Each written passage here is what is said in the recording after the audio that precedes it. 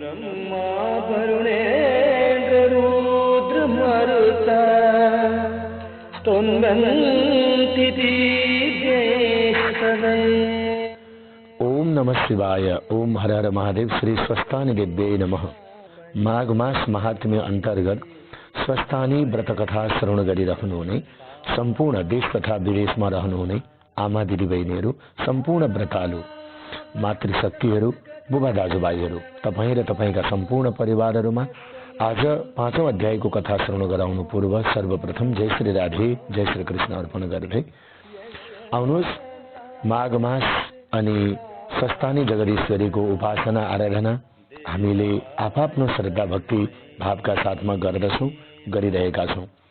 स्वस्थानीको आराधना नगरी पनि माघ महात्म्य अन्तर्गत स्वस्थानी व्रत कथा श्रवण गरेर यो समयमा स्वस्थानी जगदीश्वरीलाई हामी श्रवण गर्ने गर्दछौँ। युट्युब च्यानलको माध्यमबाट कथा श्रवण गर्दै आइरहेका छौँ। अब आज हामी 5औं अध्यायमा प्रवेश गर्दैछौँ। अध्याय लामो पनि छ, त्यसैले आउनु सर्वप्रथम प्रार्थना गर्दै आजका कथाहरूमा हामी प्रवेश गरौँ। सर्वप्रथम पुष्पाञ्जली। यं ब्रह्मा वरुणेन्द्र रुद्र मरुतस्तुन्वन्ति दिव्यैस्तवैर् वेदैर्साङ्गपदक्रमोपनिषदैर्गायन्ति यं सामगा ध्यानावस्थित तद्गतेन मनसा पश्यन्ति यं योगिनो यस्यान्तं न विदुसुरासुरगणा देवाय तस्मै नमः। श्रीमच्छन्दन चर्चितोज्ज्वल वपु शुक्लांबरा मल्लिका मालालंकृत कुंडला प्रविलसन मुक्ता बलि शोभिता सर्वज्ञान निदान पुस्तक धरा रुद्राक्षमाला करा वाग्देवी वदनाम्बुजे वसतु मे त्रैलोक्य माता चिदम् मुखं करोति वाचालं पंगुं लंघयते गिरिं यत्कृपातमहं वन्दे परमानंद माधवम्। नमो भगवते तस्मै व्यासाय अमित तेजसे यस्य प्रसादाद् वक्ष्यामि नारायण कथामिमाम्। नारायणं नमस्कृत्य नरं चैव नरोत्तमं देवीं सरस्वतीं व्यासं ततो जय मुदीरये। प्रार्थना गरिसके पछाडि पुष्पाञ्जलिहरू अर्पण गरे पश्चात अब हामी 5औं अध्यायको कथा प्रवेश गर्दैछौँ, श्रवण गर्दैछौँ।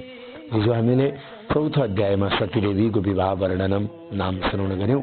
अब 5औं अध्यायमा कुमारजी आज्ञा गर्नुहुन्छ, हे अगस्त्य मुनि, तिमीले सोधेका सबै प्रश्नको उत्तर दिइसके, अब के सुन्ने इच्छा छ भन, म सबै सुनाउन तयार छु। त्यति अगस्त्य मुनिले बिन्ती गरे, हे कुमारजी, त्रिपुरासुरले कसको तपस्या गर्यो, त्यसलाई श्री महादेवले कसरी भस्म पार्नुभयो, यो सुन्ने इच्छा छ, त्यो सबै आज्ञा होस्।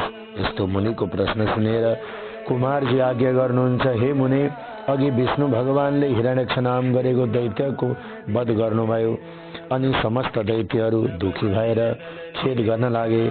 तब मय नाम गरेको दैत्यले मनमा विचार गर्न लाग्यो, जस्तो कामदेव नहुँदा रति भइन् त्यस्तै त्यो दानवराज मय पनि भयो।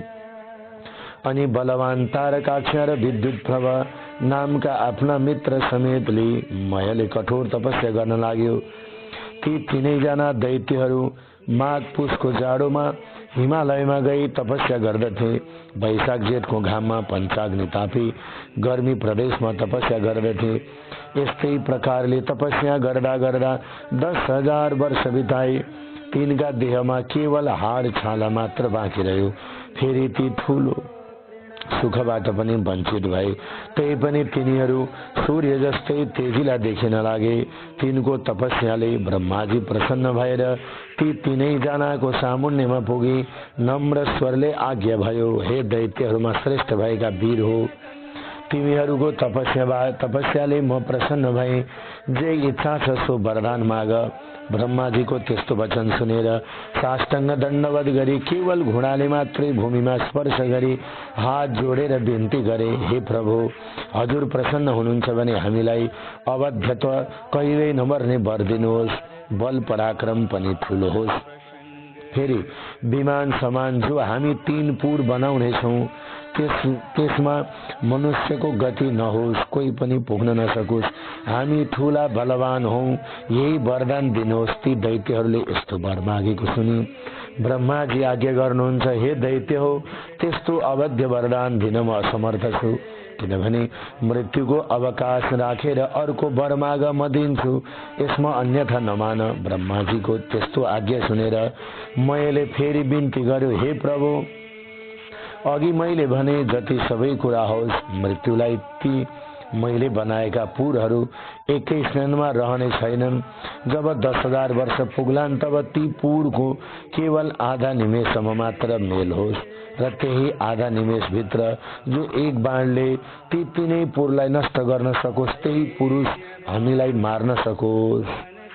मयको यस्तो वचन सुनेर तथास्तु भनी ब्रह्माजीले आफ्नो लोकतर्फ जानुभयो। तब त्यो मय दानवले संसार नै नाश गर्ने इच्छा लिएर आदि कल्पमा आदि कल्पमा 3 पुरको रचना गर्दो भयो। ती 3 पुरमा पहिलो फलामको, दोस्रो चाँदीको र तेस्रो सुनको बनायो। ती 3 पुर आकाशमा सुमेरु पर्वतको श्रृंग टाकुरा हुन्की जस्तो देखिन लागे। ती पुरहरू चन्द्रमाका किरण लाग्नाले अति शीतल भएका स्थान स्थानमा आँखी झ्यालहरू बनेका घरका अट्टालिकाहरू पनि अति अग्ला, आँगनहरूमा पनि राम्रा राम्रा देख्दै मनलाई मोह पार्ने शिलाहरूले छापेका, स्थान स्थानमा सुनले मडेका उत्तम पुरहरू, द्वारहरूमा रंग बिरंगी रत्नहरू जडेका, मुगा मोती मणिहरू स्थान स्थानमा जडाएर बिजुलीको प्रकाशमान रत्नहरूको चारैतिर प्रकाश फैलिएको बनायो। फेरि चित्र विचित्र प्रकाश फैलाउने गरी हीरा मोती आदि रत्नहरू जडेको, वायुको वेग लाग्नाले फरफराएका पाथकाहरूले शोभायमान भएका घरहरूका पंक्तिहरू पनि रत्न समूहका थुप्रा नै हुन् कि भन्ने भान पार्ने फराकिला मार्गहरू पनि सिंगारिएका अत्यन्त राम्रा पुरहरू तयार गरायो। घर महलहरू पनि अनेक रङका मनहरण गर्ने रत्नहरूले सुशोभित ध्वजा पताकाहरूले श्रृंगारेर ती विमान जस्ता 3 पुरलाई शोभायुक्त बनायो। अनेक रत्न जडेका गमलाहरू, रंगी बिरंगी जात जातका उत्तम सबै ऋतुहरूमा फुल्ने फूलहरू, त्यस्तै 6 ऋतुमा फल्ने फलका वृक्षहरू लगायो। तलाउहरू पनि अनेक प्रकारका कमलिनी कुमुदिनीका पुष्पले शोभायमान भएका तयार गरायो। यस्ता प्रकारले त्रिपुरवासीहरूको शोभाले युक्त महल तयार भयो। फेरि मयूर डाँफे आदि उत्तम पक्षीगणले युक्त पुरुषका नङ लाग्नाले जस्ता पयोधरका गोलाकार घोडामा अर्धचन्द्रकार घाउ लागेका कलश जस्तै उत्तुङ्ग ठडिएका कुच भएका मदिराले राता राता आँखा भइरहेका, लाजले मुसुक्क हाँस्या गर्ने लोलिएका नेत्र भएका यस्ता अनिन्द्य सुन्दरीहरूले व्याप्त भएको त्यो त्रिपुर परैबाट पनि अत्यन्त रमणीय देखिन लाग्यो। यस्तो त्रिपुर मध्ये जो फलामको थियो त्यो मयले तारकाक्ष नाम गरेको ले आफ्नो मित्रलाई दियो। अर्को चाँदीको जुन सुन्दर पुर थियो त्यो विद्युत प्रभालाई दियो। जुन सुवर्णले बनेको सबैभन्दा उत्तम थियो त्यो मयले आफूले लियो। अनि त्यो त्रिपुर दैत्यपति मय मन्त्रीवर्गले शोभायमान भयो।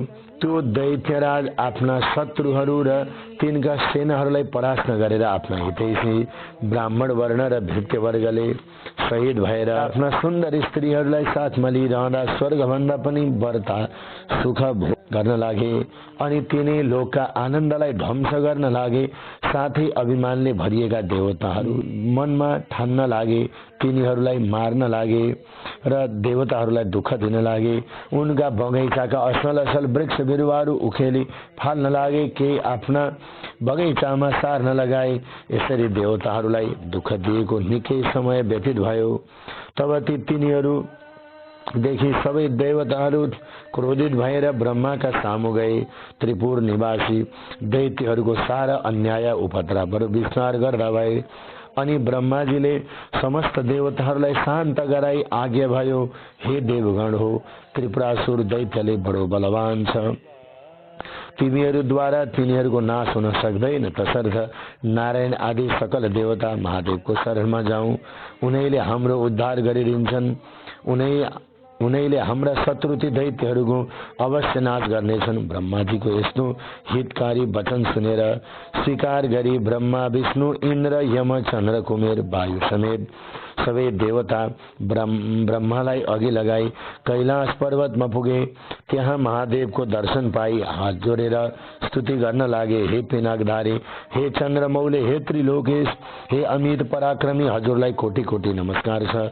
हे चन्द्रशेखर, हे त्रिलोकदेव, हे चन्द्रमौली, हे जटाजूटधारी, हे नीलकण्ठ, हजुरलाई कोटि कोटि नमस्कार छ।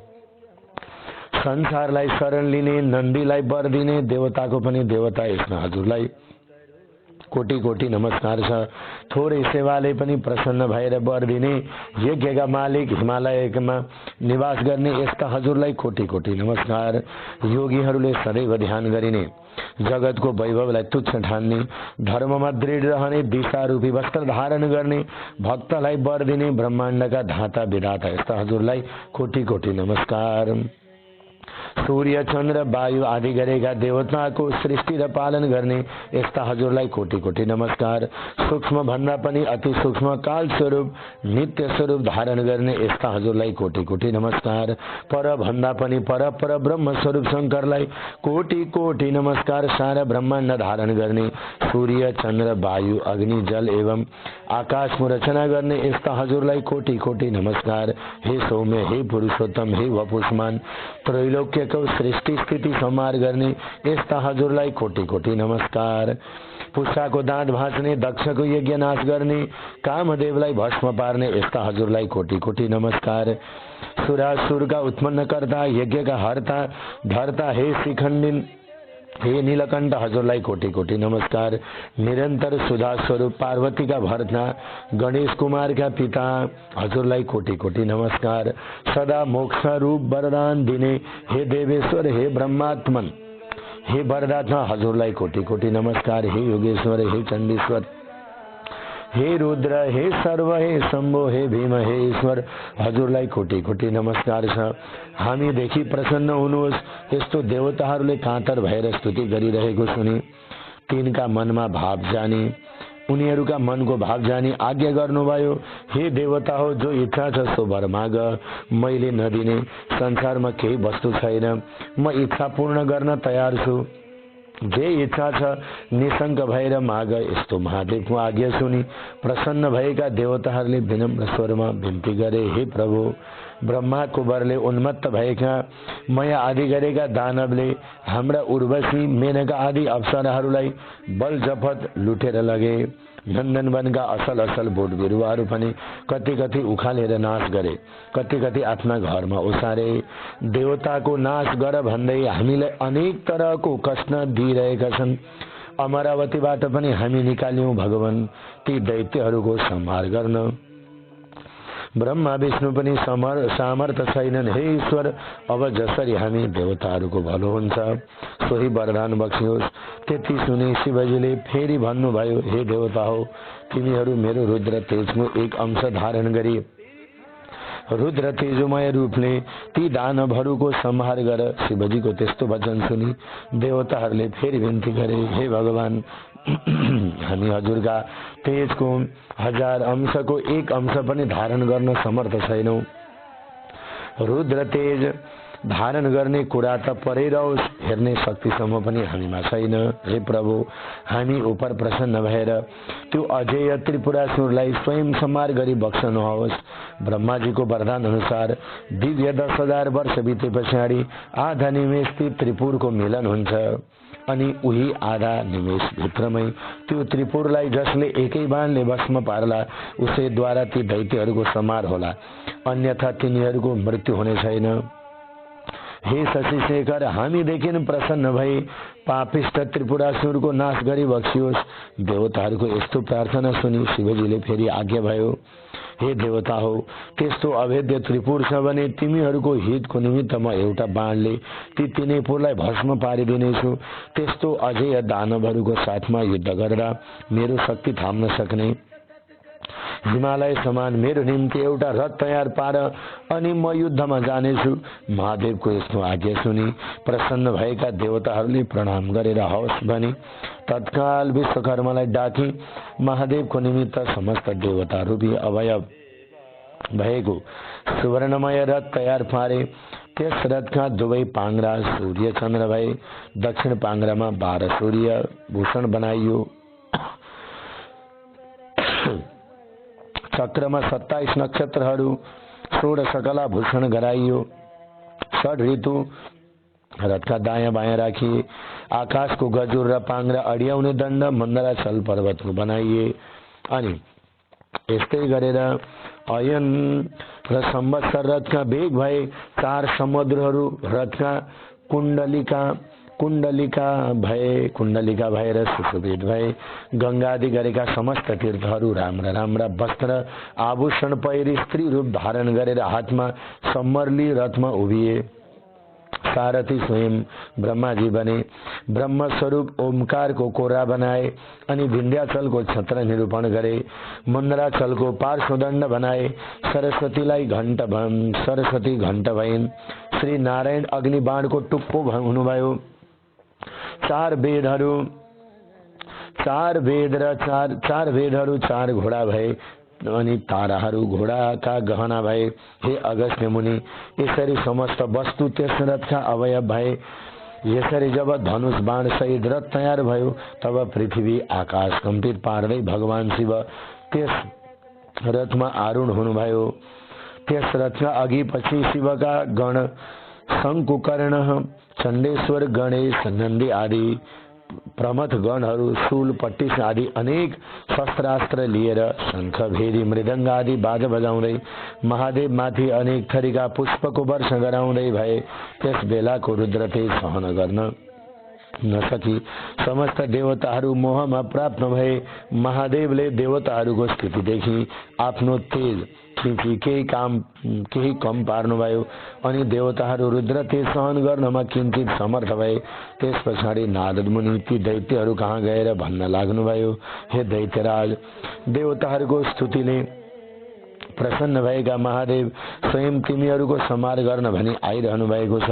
अब तिमीहरूको जे इच्छा छ सो गर, नभए तिमीहरूको अविलम्ब अब नाश हुनेछ। नारदजीको यस्तो वचन सुनि दैत्यराज मयले आफ्ना मित्र तारकाख्य, विद्युतमाली र अन्य योद्धाहरूलाई डाकी नारद मुनिले आज्ञा भएका सबै कुरा विस्तारले सुनायो। अनि दानवमा उत्तम बलवान भएको तारकाख्यले भन्यो, हे राजन, किन चिन्ता गर्नुहुन्छ? देवताहरू यथार्थ रूपमा बद्ध छन्। यो त्रिपुर भेदन गर्ने कसको पराक्रम वा शक्ति छ? यदि समस्त देवता, यक्ष, गन्धर्व आए पनि यो त्रिपुर अभेद्य नै रहनेछ। फेरि शत्रुलाई जित्न साम, दाम, दण्ड, भेद आदि अनेक किसिमका नीति छन्। अत जित्ने इच्छा भएका बलवान शत्रुलाई आफ्नो पराक्रमद्वारा दण्ड दिनु नै उचित छ। वीर तारकाख्यको यस्तो कुरा सुने विद्युतमाली भन्न लाग्यो, हे राजन, श्रीहीन र बलहीन देवता कुनै प्रकारले पनि हामीसित युद्धमा अगाडि आउन सक्दैनन्। यदि कोही मूर्खता गरेर हामीसित युद्ध गर्न अघि सर्छ भने त्यो अवश्य क्षयमा प्राप्त हुनेछ। यसमा शंका छैन। हे राजन, यसमा चिन्तित हुनुपर्ने केही कुरा छैनन्। एक मत भएर युद्ध गरौं अनि समस्त देवताहरूलाई जितेर इन्द्रको पद पनि भोग गर्नुहोस्। फेरि अघिका हिरण्याक्ष र हिरण्यकश्यपको पद पाई 14 भुवनको अंकटक राज्य भोग्नुहोस्। विद्युतमालीको यस्तो कुरा सुनेर मयले शान्त स्वरमा भन्यो, हे दैत्य हो, सुन्यौ, अब हाम्रो नाशको बखत आइपुग्यो। यति भनेर देह कम्पित पार्दै शिर हल्लाउँदै फेरि भन्न लाग्यो, जो शत्रु आफूभन्दा बलिया र निर्बल छन् भने त्योसित साम, दाम, दण्ड, भेद आदि नीतिको प्रयोग गर्न सकिन्छ। तर यी त सम्पूर्ण जगतका स्वामी श्री महादेव हुन्। उनी दानव र देवता भन्दा धेरै वर्ता श्रेष्ठ छन्। यदि देवताहरूको हितको लागि उनी स्वयं हामीलाई मार्न आइरहेका छन् भने यसको त कुनै पनि उपाय छैन। केवल महादेवको नजिक गएर उनलाई नमस्कार गरौं भन्ने मेरो यो अन्तिम निर्णय हो। यदि हामी उद्यण्ड झैं कठोरता धारण गरेर उनका सामु युद्ध गर्न गयौं भने केवल उनको दृष्टिपात हेराइले नै हामी भस्म हुनेछौं। ब्रह्मादि गरेका देवताहरू पनि दुखी भएर जसका शरणमा जान्छन् आज उनी ईश्वर हाम्रो नाश गर्न आइरहेका छन् भने हाम्रो के गति होला भन्न सकिन्न। जो क्षण मात्रमा सम्पूर्ण सृष्टि पालन नाश गर्न सक्दछ, फेरि जो जगतका कारण मुक्तिदाता पनि हुन्, ती महादेवसित युद्ध गरेर हामी कसरी जित्ने आश गर्न सक्दछौँ। हे वीर हो, हाम्रो विधिहीन तपले के हुन सक्दछ, फेरि त्यसको फल हामीहरूले धेरै वर्षसम्म भोग गरिसक्यौं। अत म भन्दछु, हे दानवीर हो, तिमीहरू सबै कालले प्रेरित छौ, त्यसै कारणले युद्ध गर्न तम्सिरहेका छौ। भएको त्यस्तो कुरा सुनि नारद मुनि उन्मत्त दैत्यहरूको मृत्यु रूप यो कुरा भन्न लागे, हे दानवराज, अब तिमीहरूको तपस्या सकियो। यदि संग्राममा पछि हटेर नपुंसक झैं देवताहरूको शरणमा जानुभन्दा त संग्राममा लडी वीर गति पाउनु नै उत्तम ठान्दछु। यदि शिवका हातबाट मर्न पायो भने उनको प्रमथ गणका अधिपति पनि हुन सक्दछौ। संग्राम नगरेर शरण पर्न गयो भने पनि देवताहरूको हितको लागि तिमीहरूलाई नमारी छान्ने छैनन्। फेरि दानवहरूका राजा वीर पराक्रमी भएर पनि कायरतातिर लाग्नु उचित छैन। कायरदेखि शिवजी प्रसन्न हुनु हुँदैनन्, बरु युद्धमा पराक्रम देखाउने वीरदेखि भगवान शंकर पनि प्रसन्न हुनुहुनेछ। अत किन नलड्ने, अवश्य लड। यदि संयोगले जित्यो भने तिनै लोकको सुख भोग गरौला। नारद मुनिको यस्तो कुरा सुनेर तारकाख्या विद्युतमाली दानवहरू आयुष क्षीण भइसकेका हुनाले भन्न लागे, ठीक हो, उत्तम हो, नारदजीको आज्ञा भएको उचित हो। दानवराज मयले पनि आफ्ना सहयोगीहरूको कुरा सुनि अब समस्त दानव वंशको संहार हुने समय भयो भनेर जानी नारदजीले आज्ञा भएको उचित हो भनी समर्थन गरे। अनि मयका वचन सुनेर नारदजी पनि प्रसन्न हुनुभयो। समस्त दैत्यहरूलाई युद्ध गर्न उद्यत पारी मयसित बिदा मागी महादेव कहाँ गएर उहाँ भएको कुरा सबै निवेदन गरे। त्यस पछाडि समस्त दानवहरू युद्धको इच्छा गरी अनेक तरहका शस्त्रास्त्रले सज्जित भई लड्न तयार भए। बलनामा, नेमिनामा, बाणासुर, तारकाख्या, विद्युतमाली आदि प्रधान दानवहरू पनि युद्धको निश्चय गरी राजमयका सामुन्नेमा आई अनेक प्रकारले सिंहनाद गर्दै गर्जना गर्थाले। फेरि ती दानव सैन्य स्वयं दानवहरूलाई नै भयदायक देखिन लागे। परस्पर ऊ रथ आयो, उता हेर, ऊ महादेवको रथको ध्वजा देखियो भन्न लागे। भएर शोक त्यागे नाना तरहका शस्त्रास्त्रले युद्धको इच्छाले जसरी पशु आगोको नजिक गए झैं कालले प्रेरित दैत्यगणहरू शिवको रथ कहिले आइपुग्छ, युद्ध गर्न पाइन्छ भनी हेरिरहे। त्यसै बखत पश्चिम सागरको शिरोभागमा रहेको अनेक सौन्दर्यले शोभा बढाइरहेको ध्वजा पताका आदिले सुसज्जित एवं सुशोभित सुमेरु पर्वत समान त्रिपुर देखियो। नन्दीश्वर आदि महादेवका प्रधान गणहरू उच्च स्वरले सिंहनाद गर्न लागे। तिनको सिंहनाद सुनेर दानव गणहरू पनि नगर छाडेर बाहिर निस्के। यता चण्डेश्वर पनि उज्जवल कुठार हातमा लिएर डरलाग्दो मुख पारी शिवगणका सामुन्नेमा आए। फेरि देदीप्यमान त्रिशूल हातमा लिई शिवकै समान पराक्रम गर्ने इच्छा भएका गणका अधिपति पार्श्व भागमा आए। अर्को गणका स्वामी शंकुकर्ण मुसल हातमा लिएर अर्को पार्श्वमा डटे। नन्दी, भृंगी, रीति, तुण्डी, वीरभद्र आदि प्रधान वीरहरू पनि वज्र, त्रिशूल, गदा, परिघ आदि लिएर युद्धमा अग्रसर भए। यता दानवगण पनि शिवजीको रथ आएको देखेर युद्धका निमित्त अनेक शस्त्रास्त्र लिएर शिवगण माथि जाइ लागे अनि दुवै तर्फबाट युद्ध सुरु भयो। शिवजी पनि त्रिपुरलाई भस्म हुन लागे झैं देखेर प्रसन्न मुद्राले संग्राममा तत्पर हुनुभयो। नन्दी, महाबली दानवसित जुझे। भृंगीले 10 बाणद्वारा विद्युत प्रवाहलाई भेदन गरे, तर राता नेत्र पारेर अनेक शिलाले ठोक्दा पनि उसलाई केही हानि गर्न सकेनन्। तब श्रृंगी र रीतिले त्यस दैत्यका पृष्ठदेशमा प्रहार गरे अनि उसले पनि सर्प झैं निश्वास फेर्दै ठूलो शूलले भृंगी र रीतिलाई मर्ममा प्रहार गर्यो। त्यसको पीडा खप्न नसकी भृङ्गी र रीति संग्रामबाट भागे। त्यस दानवराजले जब तिनीहरूलाई त्यसरी भगाएको थियो तब गणनायक गणेशलाई पनि 1000 शिरको प्रहार शस्त्रको प्रहारले घायल तुल्यायो। फेरि 63 र 10 बाण थपेर गणेशको सर्वाङ्गमा घाउ गरायो। बैरीको त्यस्तो अदम्य साहस देखेर गणेशजी पनि रिसाई सुन लामो पारेर त्यसै दानवको घाँटीमा बेरी बेसरी निमुठी मत्त हातले तलाउमा फुलेको कमलको पुष्पलाई झैं सहजै उखालेर फाले झैं गरी विद्युत प्रभा दानवको शिर उखालेर फालिदिनु भयो। अनि गिँडबाट छुटिएको उसको शिर सरोवरबाट छुटी हात्तीको दाँतमा अड्केको कमलको पुष्प झैं सुशोभित भयो। त्यो भृङ्गी देखेर रीतिले अनेक स्तुतिगान गरे। अनि नेमी नामा र बल नामा दुवै दानव रिसाई गणनायक गणेशका सर्वाङ्गमा बाण हानेर घाउ लगाउन थाले। ती दानवलाई शङ्कुकर्णले बिचैमा रोकेर तिनका रथ सारथी ध्वजा र घोडा सबै काटी मारी विरती गराए। ती दुवै दानव पनि तत्काल अर्को रथमा चढेर आए। चण्डेश्वर र गणनायक सबै अङ्गमा अनेक बाण प्रहार गरी घाउ पारिदिए। गणनायक चण्डेश्वरले पनि दानवका प्रहार खपेर रिसले राता राता आँखा पारी हातमा मुसल्ली बेगले हाने। त्यसको चोट खप्न नसकी दुवै दानव यमराजको नगरमा पुगे। त्यस पछाडि त्रिपुर निवासी ठूला ठूला जुझनहरू योद्धाहरू थिए।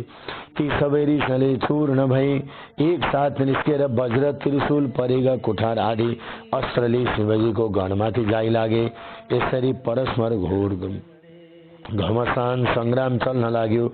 महादेवको आज्ञा पाएका शिवगणहरू पनि गजराजले कदलीवन ध्वस्त पारे झैं उन्मत्त सिंहले मृगहरूलाई फर्काए झैं ती दानवहरूलाई छिन्न भिन्न पारी मार्न लागे। ती दैत्यहरूमा कसैको शिर छैनन्, कसैका घिँड छैनन्।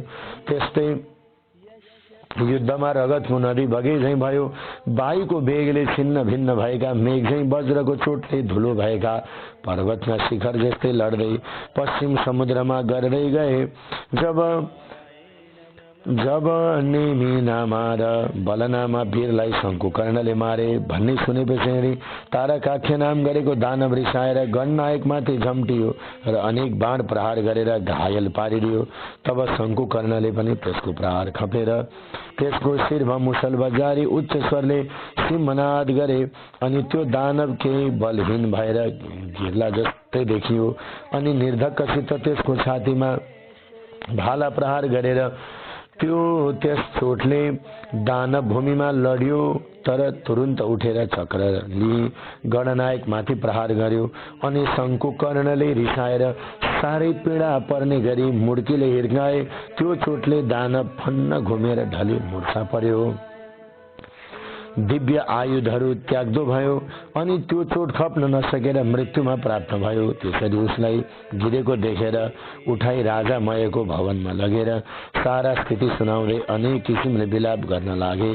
त्यसरी रोई विलाप गर्न लागेको दानवहरूलाई मयले राम्ररी बुझाई भने, दानव हे दानव हो, मेरो घरमा अमृतको कुण्ड छ, त्यसैमा चोबी मरेका जति सबै दानवहरूलाई बचाऊ। त्यति सुने पछाडि जो आज्ञा भने प्रसन्न मनले मरेका तारकासुरलाई अमृतमा छोपेर बचाए। मरिसकेका वीरहरूलाई पनि जीवन प्रदान गरे भन्ने खुसीले राजा मयलाई सबैले बारम्बार प्रणाम गरे। त्यसै गरी मरेका अरू दानवहरूलाई पनि जीवित पारे। अनि त्यो तारकाख्य पहिले भन्दा पनि दोब्बर साहस शक्ति र का साथ संग्राममा आयो। ब्रह्माजीले त्यसलाई देख्न साथ आफ्नो दाहिने हातको औंलाले संकेत गरेर श्री महादेवलाई विनयपूर्वक भन्नुभयो, हे ईश्वर, त्यो दानव अघि नै मरिसकेको थियो, तर अहिले फेरि बाँचेर लडाईँमा आयो। मयको घरमा अमृतको कुण्ड छ, त्यसैले मरेका समस्त दानवहरूलाई बचाउनेछ। अत हे शिव, त्यसको घरमा अमृत रहेसम्म मरेका दानवहरूलाई बराबर बचाइरहनेछ। यसकारण एक बाण प्रहार गरेर त्यो अमृतको घडा अमृतलाई शोषिदिनु पर्दछ, लिदिनु पर्दछ। ब्रह्माजीको वचन मानेर शिवजीले एक बाण प्रहार गरी सारा अमृत सोचिदिनुभयो। ब्रह्माजीले फेरि विनयपूर्वक बिन्ती गरे, हे प्रभु, अब त्यो बाण प्रहार गर्नुहोस्। मैले त्रिपुरसितको युद्ध अघाउजी देखेँ। लड्दा लड्दा आज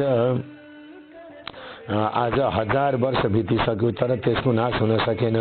अब त्यो बाण शीघ्र छाड्नुहोस् भने बैरीको नाश होला। ठीक उसै बेला ती 3 पुरहरू आधा निमेषसम्म एकै ठाउँमा जोडिए, फेरि छुट्टिनेछन्। ती पुरहरू एकपल्ट जोडिएर छुट्टिए पछाडि जति बाण प्रहार गरे पनि सफलता प्राप्त हुन सक्दैन। हे प्रभु, मेरो प्रार्थना स्वीकार गरी बक्सनुहुन्छ भने तत्काल बाण प्रहार गरेर यस त्रिपुरलाई नाश गर्नुहोस्। ब्रह्माजीको त्यस्तो वचन सुनि, विनययुक्त कुरा सुनि, ठीक हो, असल हो भने त्यो अग्नि सोम युक्त उग्र बाण धनुमा राखी धनुलाई तलमाथि झुक्याई दिव्य 10,000 वर्ष पुग्न साथ आधा निमेष आँखा झिम्म गरेर उघारेर जति समयको लागि त्रिपुर जोडियो। तब महादेवले आफ्नो योग बलले निश्चल पारिदिनु भयो अनि जसको टुप्पोमा अग्नि सोम स्थित थिए त्यो नारायण रूपी बाण शिवले प्रहार गर्नुभयो। त्यो बाण छुट्न साथ त्रिपुरको भव्य महलहरूमा आगो लागेर चारैतिर डढ्न थाल्यो। धिक धिक धिक कष्ट भन्ने शब्द सुनिन लाग्यो। महादेवले तत्कालै नन्दीलाई भन्नुभयो, त्यो मय दानव मेरो प्रिय भक्त छ, त्यसलाई अग्निले नडराउनु। श्री महादेवको त्यस्तो आज्ञा पाउन साथ वायु रूप भई बाण भन्दा पनि वेगले गई मयको घरमा नन्दीले देखे राजा मय शिवलिङ्ग सामुन्नेमा राखी उनैको ध्यान गरिरहेको छ। तब नन्दीले मयलाई भने, अग्निले तिमीलाई जलाउने छैनन्। मयले तुरुन्त नन्दीलाई प्रणाम गरे। त्यसै बेला अग्नि पनि आइपुगेर नन्दीले शिवको आज्ञा अग्निलाई सुनाइदिए। तब अग्निले मय दानवतिर फर्किएर भने, हे शिव भक्त, अब तिमी यो नगर छोडेर तुरुन्त जाऊ। मयले जो आज्ञा भनेर सुवर्णको शिवलिङ्ग बोकी तत्काल पाताल गए। यता नन्दीले फर्केर गई सम्पूर्ण कुराहरू शिवजीलाई बिन्ती चढाए। अब त्रिपुर भस्म हुन लाग्यो। त्यसको वेदी महल उद्यानहरू धमाधम भत्किएर नासिन थाले। अनेक दानव र तिनका परिवारहरू कराएको मात्र सुनिन लाग्यो। वस्त्र खुस्नेका अनेक सुन्दर स्त्रीहरू घरबाट बाहिर निस्किए, रोए कराए स्वरको स्वरमा सुनिन लाग्यो। अलग अलग महल विमानहरूमा रहेका कठोर उच्च स्तन भएका मदले विवल नेत्र भएका आफ्ना पतिको अत्यन्त प्रिय नारीहरू अग्निबाणले डराई घरैमा यताउता दगो नकराउन लागे। जस्तै पर्वतमा भूमिकम्प हुँदा त्यहाँका किन्नरहरू भयले व्याकुल हुन्छन्, त्यस्तै आफ्ना पतिलाई भयले आकुल भई अङ्कमाल गर्न थाले। कोही डराई भाग्न थाले। कतिपय दानवगण आफ्ना आफ्ना स्त्रीहरूलाई बोकेर नगर छाडी बेगले भाग्न लागे। शिवको भक्तिले हीन र वस्त्राभूषणले पनि हीन पर्वतकार देख्दैमा डर लाग्दा काला दानवहरू डढेर सागरमा खस्न लागे। जति दानवहरू समुद्रमा खसे त्यति सबैलाई जलका अनेक जन्तुले खान लागे। कति दानवहरू त आफ्ना पति वा पत्नीको अवस्था देखेर खप्न नसकी आगोमा डढेर मरे। रतिका अन्त्यमा खेदित भएका तर तुरुन्त कामले पीडित भए प्रियका साथ जाउँ भन्ने इच्छा भएका ती दैत्यहरू भार्य सहित अग्निमा डढेर मरे। कोही समुद्रमा हाम फाले जल जन्तुको भोजन भए। कोही आधा डढेर कोही भाग्दा लडेर स्वाहा भए। यस प्रकार त्यो अमोघ अग्नि सोमयुक्त बाणले त्रिपुर भस्म पारी शेष नगर समुद्रमा डुबाई फेरि पनि भगवान शिवको हातमा आइपुग्यो। यस्ता प्रकारले अभेद्य त्रिपुर भस्म भए पछाडि देवताहरूले आफ्ना आफ्ना अधिकार पाई शिवजीलाई प्रणाम गरेर स्तुति गर्न लाग्नुभयो। हे रुद्र, आज हजुरद्वारा हजुर नै रौद्र कर्म हुन गयो। त्यो अन्य कसैबाट पनि न कहिले भएको थियो न फेरि हुनेछ। हे शङ्कर, यो कामले हामी समस्त देवताहरूको कष्ट निवारण गरिदिनु भयो, अत हजुरलाई कोटि कोटि नमस्कार छ। यस्तो देवगणले स्तुति गरेको सुनि महादेव अति प्रसन्न भएर आज्ञा भयो, हे देवताहरू, आफ्ना प्रिय भक्तजनहरूलाई सदैव पुत्र जस्तै स्नेहपूर्वक पालना गर्नुपर्दछ। आज त्रिपुरवासी दानवहरूको संहार हुन गएकोहरूले तिमीहरूको पनि इच्छा पूर्ण भयो। अब तिमीहरू खुसीका साथमा आफ्ना आफ्ना आश्रममा जाऊ। श्री महादेवले यस्तो आज्ञा भएको सुनि महादेवलाई दण्डवत प्रणाम गरी आफ्ना आफ्ना लोकमा जाँदा भए। देवताहरू गए पछाडि नन्दी भृङ्गी भूत प्रेत पिशाच डाकिनी साकिनी सहित भएर शिवजी कैलाशपुरी पाल्नु। हे अगस्त्य मुनि, यो सहसा कसैले वर्णन गर्न सक्दैन। त्रिपुरदाह मैले सुनाए, जो शिव भक्त खुसीका साथ जो कथा सुनला वा सुनाउला त्यो समस्त पापबाट मुक्त भए पछाडि मृत्यु पछाडि शिवजीको पार्षद भएर सधैँ कैलाशमा बस्ने पाउने हुँदछ। इति श्री स्कन्द पुराणे केदारखण्डे माघ महात्म्ये कुमार अगस्त्य संवादे श्री स्वस्तानी व्रत कथायां नाम पञ्चमोऽध्यायः। यसरी हामीले आज 5औं अध्यायको कथा श्रवण गर्यौं। अब अन्तिममा स्तोत्र पुष्पाञ्जलि श्रवण गरौं। उपनयतु मङ्गलं वा सकल जगन मङ्गलालय श्रीमान दिनकर किरण निबोधित नलिन दल निवेक्षण कृष्णः काले वर्षतु पर्जन्य पृथिवी सस्यशालिनी देशोऽयं क्षोभरहितो ब्राह्मणा सन्तु निर्भया अपुत्रा पुत्रिणा सन्तु पुत्रिणा सन्तु पौत्रिण निर्धना सदना सन्तु जीवन्तु सनदां सतां तत्रैव गंगा यमुना च तत्र गोदावरी सिन्धु सरस्वती च तीर्थानि सर्वाणि वसन्ति तत्र यत्राच्युतद्वार कथा प्रसंगः या कुन्देन्दुसारहारधवला या शुभ्रवस्त्रान्विता या वीणाभरदण्डमण्डितकरा या श्वेतपद्मासना या ब्रह्माच्युत शंकर प्रभृतिभिर्देवैर्सदा वन्दिता सा मां पातु सरस्वती भगवती निःशेषजाड्यापहा कायेन वाचा मनसेन्द्रियर्वा बुद्ध्यात्मना वा प्रकृति स्वभावात् करोमि यद्यद् सकलं परस्मै नारायणायेति समर्पयेतद्। श्री स्वस्तानी देव्यार्पणमस्तु। श्री स्वस्तानी माता की जय हो। हस्त सम्पूर्ण श्रद्धालु भक्तजनहरू स्वस्तानीको व्रत लिनुभएको छ अनि व्रत लिनुभएको छैन भने पनि आफ्नो अनुकूलता बनाएर स्वस्तानी जगतेश्वरीको कथा श्रवण गरेर पनि मनोभिलाषित मन इच्छित वरदान प्राप्त गर्नुहुनेछ भन्दै आजको 5औं अध्यायको कथालाई यही विश्राम गरे। हस्त आजको दिन तपाईँ हामी सबैको लागि मङ्गलमय रहोस्। जय श्री राधे, जय श्री कृष्ण।